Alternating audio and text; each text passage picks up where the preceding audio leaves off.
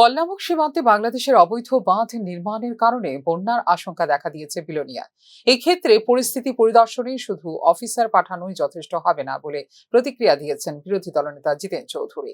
এই ক্ষেত্রে অতি সত্বর উদ্যোগ নিতে হবে কেন্দ্রীয় সরকার এবং রাজ্য সরকারকে বলে প্রতিক্রিয়ায় দিয়েছেন বিরোধী দলনেতা জিতেন্দ্র চৌধুরী। উল্লেখ করা যেতে পারে, বল্লামুখ সীমান্ত এলাকায় অবৈধভাবে 9 ফুট উচ্চতার একটি বাঁধ নির্মাণ করেছে বাংলাদেশ, যার কারণে গুরুতর উদ্বেগ সৃষ্টি হয়েছে উত্তর বিলোনিয়া, বল্লামুখ, ঈশান চন্দ্রনগর এলাকায় বসবাসকারী ভারতীয় গ্রামবাসীদের মধ্যে। সামগ্রিক পরিস্থিতি সরেজমিনে পর্যবেক্ষণ করতে সম্প্রতি সচিব পর্যায়ের একটি পর্যবেক্ষক দলকে বিলোনিয়া সফরে পাঠিয়েছিল রাজ্য সরকার। একজন অফিসারকে পাঠিয়ে একটু খবর নেওয়া, এতে এই সমস্যার সমাধান ঘটবে না।